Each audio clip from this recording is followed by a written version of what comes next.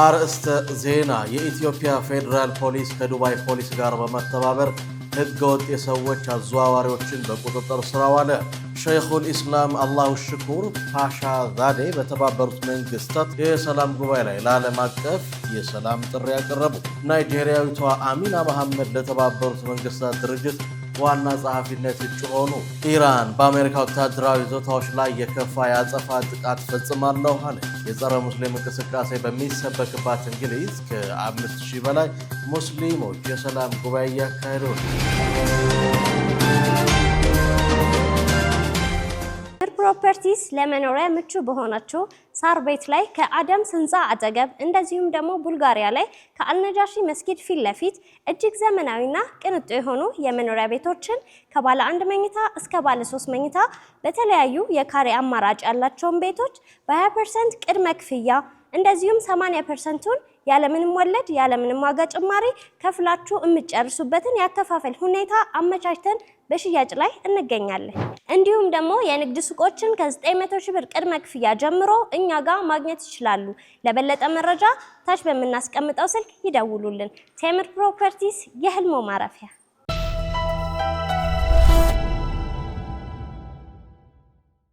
አሰላሙ አለይኩም ወራህመቱላሂ ወበረካቱ። ክቡራትና ክቡራን የጀሺ ቲቪ የምሽት መረጃ ተመልካቾቻችን እንደምን አምሽታችኋል? ከመረጃዎቹ ጋር ሰኢድ መሐመድ ነኝ። አብራችሁን ቆዩ። የስልጤ ህዝብ ታሪክ አካል የሆነው ናትራ የተሰኘው የኢማም ሐጂ አብዱልሃዲ ሼክ አህመድ ብርሃን የህይወት ታሪክ መጽሐፍ የፊታችን እሁድ እንደሚመረቅ ተገለጸ። የስልጤ ልማት ማህበር የአዲስ አበባ ማስተባበሪያ ጽህፈት ቤት በዝግጅቱ ላይ የሚመለከተው ማህበረሰብ፣ የታሪክ ምሁራን፣ አንባቢያን፣ የንባብ ወዳጆች በሙሉ በስፍራው ተገኝተው የዚህ ታሪካዊ መጽሐፍ ምርቃት ተካፋይ እንዲሆኑ የክብር ጥሪውን አቅርቧል።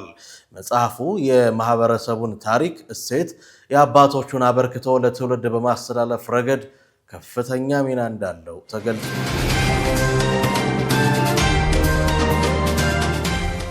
የኢትዮጵያ ፌዴራል ፖሊስ ከዱባይ ፖሊስ ጋር በመተባበር ህገወጥ የሰዎች አዘዋዋሪዎችን በቁጥጥር ስር ማዋሉን አስታውቋል።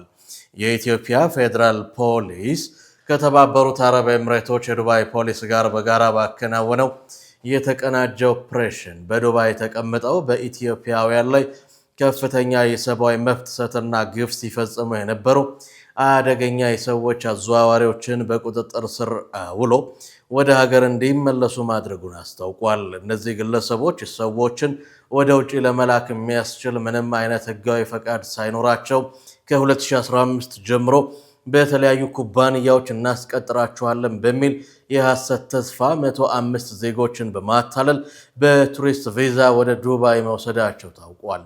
ተጠርጣሪዎቹ ለዚህ ህገወጥ ተግባራቸው ከተጎጂዎችና ከቤተሰቦቻቸው ከአንድ ሰው ከ320 ሺህ እስከ 600 ሺህ ብር በመቀበል በአጠቃላይ 188 ሚሊዮን ብር በላይ በተባባሪዎቻቸው የባንክ አካውንት አማካኝነት በኢትዮጵያ ብር በድርሃምና በሪያል ማሰባሰባቸውን ፖሊስ ይፋ አድርጓል። ፖሊስ ተጎጆቹ ዱባይ እንደደረሱም አየር ማረፊያ ላይ በመቀበል ወንዶችና ሴቶች በአንድ ጠባብ ክፍል ውስጥ በጋራ ታጉረው ከፍተኛ ረሃብና እንግልት እንዲደርስባቸው የተደረገ ሲሆን በተለይም በሴቶች ላይ የከፋ ጾታዊ ጥቃትና ማሰቃየት ይፈጸምባቸው እንደነበር አረጋግጫለሁ ብሏል።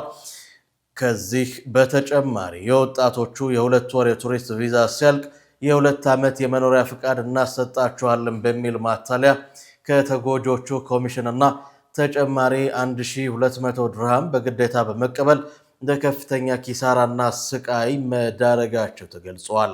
ፖሊስ በሀገር ውስጥ ሆነው ሰዎችን በመመልመል የባንክ አካውንት ከፍተው ገንዘብ በመሰብሰብ ወንጀሉን ሲያግዙ የነበሩትን ሌሎች ተባባሪዎችንም በቁጥጥር ስር አውሎ ምርመራ እያደረገባቸው እንደሚገኝ አስታውቋል። ከተጠርጣሪዎቹ ጀርባ ህጋዊ ፈቃድን ሽፋን በማድረግ ከህገ ወጥ አዘዋዋሪዎች ጋር የሚሰሩ ሌሎች ኤጀንሲዎች መኖራቸውን ያረጋገጠው ፖሊስ ከዱባይ ፖሊስና በዱባይ ካለው የኢትዮጵያ ኤምባሲ ጋር በመሆን ክትትሉን አጠናክሮ እንደሚቀጥል ገልጿል። በመጨረሻም ፌዴራል ፖሊስ ለዚህ ስኬት አስተዋጽኦ ላበረከቱ አካላት ምስጋናውን ያቀረበ ሲሆን ህብረተሰቡም የዜጎችን ተሳትፎ መተግበሪያ የ991 ነፃ የጥሪ መስመርንና ሰው አልባ ፖሊስ ጣቢያዎችን በመጠቀም መረጃ በመስጠት ትብብሩን እንዲቀጥል ጥሪ አቅርቧል።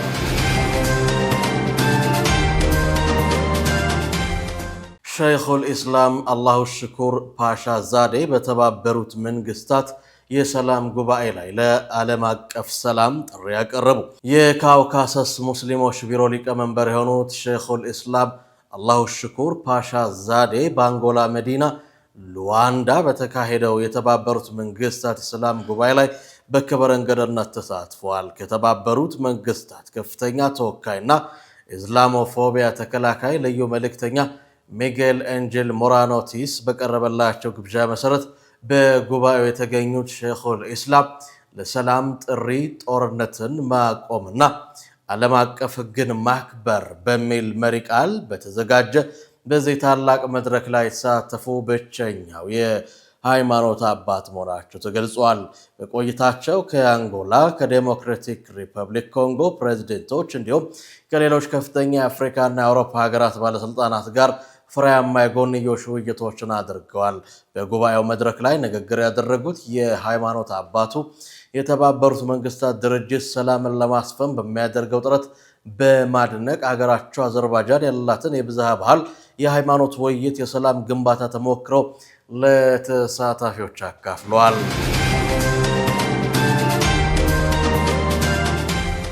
በመስጂድ አልሐረም በጠዋፍ ወቅት የሰው መጨናነቅን ለመከታተል የሚያስችል ዲጂታል አገልግሎት ተጀመረ። በመስጂድ አልሐረምና በመስጂድ ነበዊ የአገልግሎት ጉዳዮች ባለስልጣን ምዕመናን በጧፍና በሳዒ አካባቢዎች ያለውን የሰዎች መጨናነቅ መከታተል የሚያስችል አዲስ ዲጂታል አገልግሎት ይፋ አድርጓል። ይህ አገልግሎት የህዝቡን መጨናነቅ መጠን የሚያሳየው ቀጥተኛ መረጃዎችን፣ ፈጣን ማሻሻያዎችን የሚያቀርብ ነው። ምዕመናንና ሐጃጆች ብዙ ያልተጨናነቁ መንገዶችን በመለየት ጠዋፍና ሳዒን ይበልጥ በተረጋጋና ቀላል በሆነ ሁኔታ እንዲፈጽሙ ትልቅ አስተዋጽኦ ያደርጋል። ባለስልጣን መስሪያ ቤቱ እንዳስታወቀው አዲሱ አሰራር የሰዎችን እንቅስቃሴ አያያዝ ውጤታማነት ለማሳደግና ለታላቁ መስጂድ ጎብኚዎች የሚሰጠውን አገልግሎት ጥራት ለማሻሻል የተነደፉ ዘመናዊ ጠቋሚዎችን በውስጡ አቅፏል። ይህ አገልግሎት በቀላሉ በኪውአር ኮድ በመቃኘት ማግኘት የሚቻል ሲሆን ተጠቃሚዎች በታላቁ መስጂድ ውስጥ የሚያደርጉትን እንቅስቃሴ ይበልጥ የተሳለጠ እንዲሆንና አጠቃላይ የጠዋፍ እንዲሁም የሳዒ አፈጻጸማቸውን ምቹ የሚያደርጉ ወቅታዊ መረጃዎችን በቀላሉ እንዲያገኙ ያስችላል ተብሏል።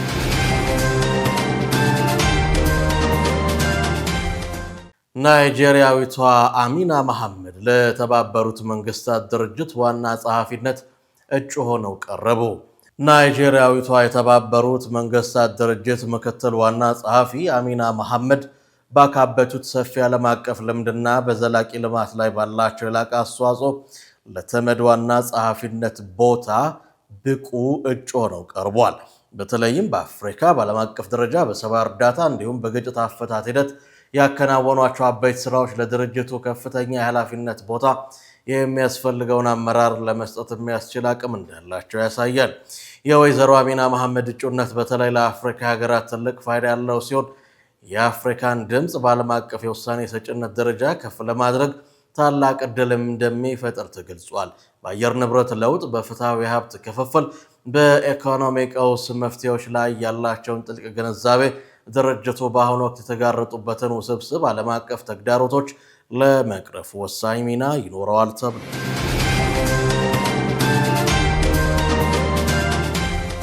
የእስራኤል ኃይሎች በፈጸሙት ድንገተኛ ጥቃት በቀብር ስነ ስርዓት ላይ የነበሩ 20 ፍልስጤማውያንን ገደለው። በጋዛ ሰርጥ የእስራኤል ኃይሎች በፈጸሙት ድንገተኛ የድሮን ጥቃት በቀብር ስነ ስርዓት ላይ ታድመው የነበሩ 20 ፍልስጤማውያን ሐዘንተኞች ተገድለዋል።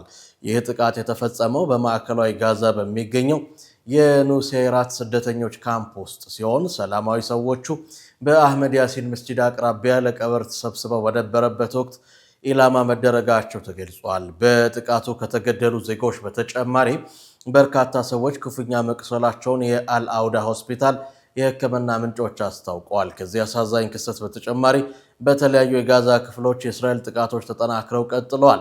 ዛሬ ጠዋት በአል ዘይቱን ሰፈር በተፈጸመ ሌላ አየር ጥቃት የሶስት ሰዎች ሕይወት አልፏል። በርካቶች ቆስለዋል። የአምቡላንስና የአደጋ ጊዜ አገልግሎት ምንጮችም ሪፖርታቸው ይህንን ያሳያል። እስራኤል በስም ብቻ ያለውን የተኩስ አቁም ስምምነት በየዕለቱ በመጣስ በሰላማዊ ዜጎች ላይ የምታደርሰውን ጥቃት አጠናክራ ቀጥላለች።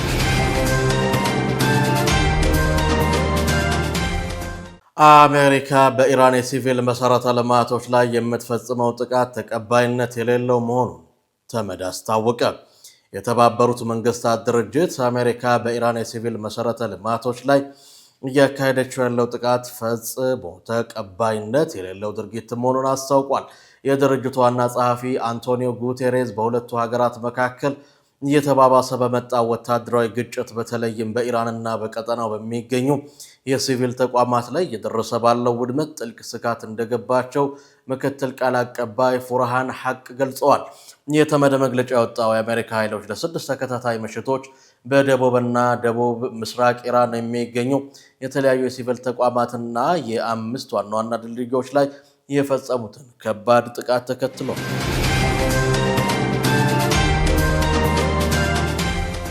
ኢራን በአሜሪካ ወታደራዊ ይዞታዎች ላይ የከፋ የአጸፋ ጥቃት መፈጸሟ ተገለጸ።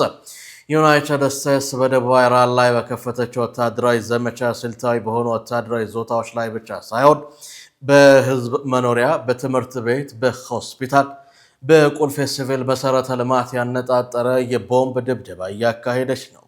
የኢራን የውጭ ጉዳይ ሚኒስቴር እና የፓርላማ ባለስልጣን እንደገለጹት በሆቮይዞ የሚገኝ የስንዴ ጎተራ፣ በቻባሃር የአየር ማረፊያ መቆጣጠሪያ ግንብ፣ የወደብ ከተማ ድልድይ፣ የባቡር መስመር በአሜሪካ ጦር ተመቷል። ይህ የሲቪል ተቋማትና የህዝብ አገልግሎቶችን ኢላማ ያደረገ ጥቃት ግልጽ የሆነ የጦር ወንጀልና የዓለም አቀፍ ሕግን መጣስ መሆኑን የጠቀሱት የኢራን ባለስልጣናት ድርጊቱ የአሜሪካን የተስፋ መቁረጥ ደረጃ የሚያሳይ ነው ሲሉ በጽኑ አውግዘዋል። አንቶኒዮ ጉቴሬዝ አርቲፊሻል ኢንተለጀንስ በሁሉም ሀገራት እኩል ተሳትፎ ሊመራ ይገባላል። የተባበሩት መንግስታት ድርጅት ዋና ጸሐፊ አንቶኒዮ ጉቴሬዝ የአርቲፊሻል ኢንተለጀንስ ቴክኖሎጂ በጥቂት ሀገራት ወይም ኩባንያ ብቻ መወሰን የለበትም ብለዋል። በሻንጋይ በተካሄደው ዓለም አቀፍ የአርቲፊሻል ኢንተለጀንስ ኮንፈረንስ ቴክኖሎጂ ለሰው ልጅ ትልቅ ዕድል ይዞ የመጣ ነው። በታዳጊ ሀገራት የሚታየውን የዲጂታልና ኢኮኖሚ ልዩነት እንዳያሰፋ በሁሉም ሀገራት በቴክኖሎጂው አስተዳደር ላይ እኩል ተሳትፎ ውሳኔ ሊኖር ይገባል።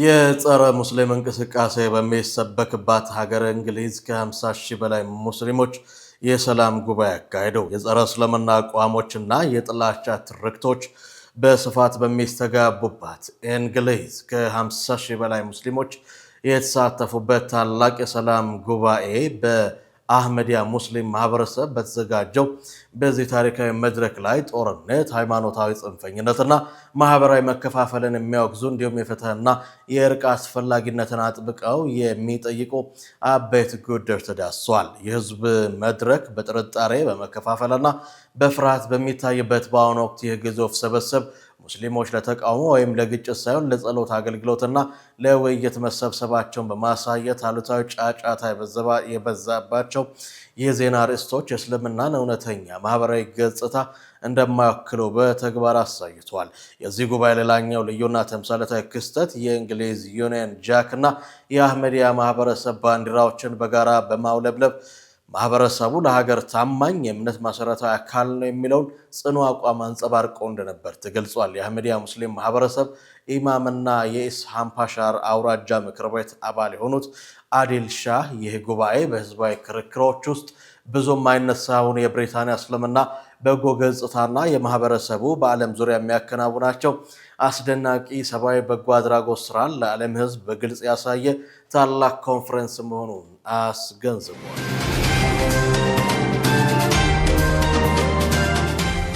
በመጨረሻም ወደ ቢዝነስ መረጃ አለፍን። ዙበይዳ ሐሰን እንደሚከተለው ታቀርበዋለች።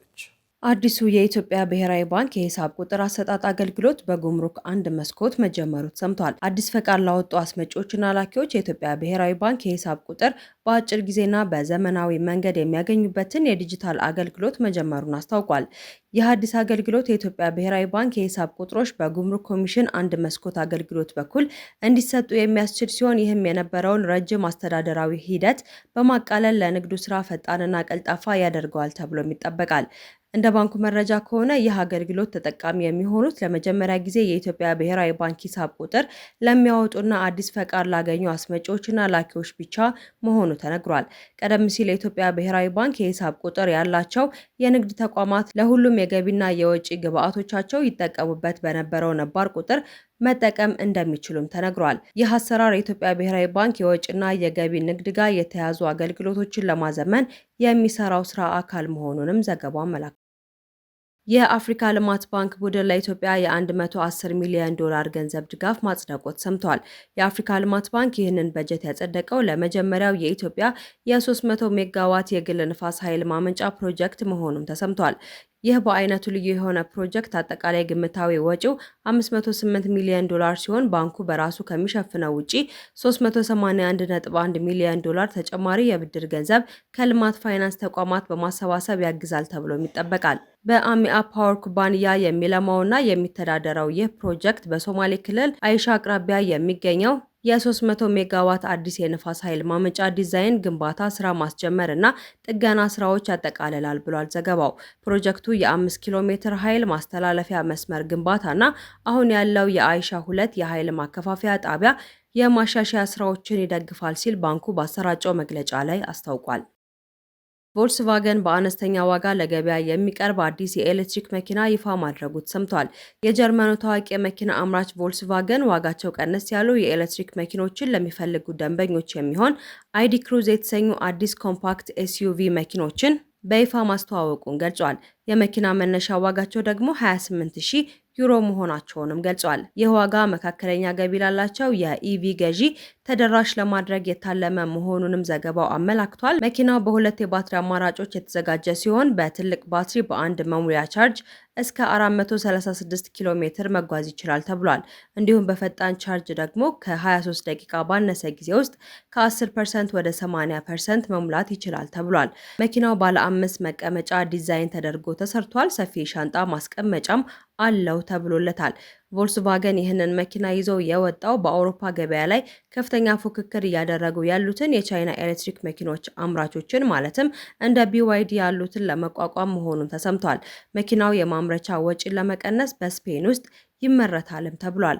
ይህ አዲስ የቮልስቫገን ሞዴል በአውሮፓ የቅድመ ትዕዛዝ ሽያጭ የተጀመረ ሲሆን እንደ ፈረንጆቹ ዘመን አቆጣጠር በ2026 መገባደጃ ላይ ደግሞ ሙሉ በሙሉ ለገበያ ይቀርባል ተብሎም ይጠበቃል።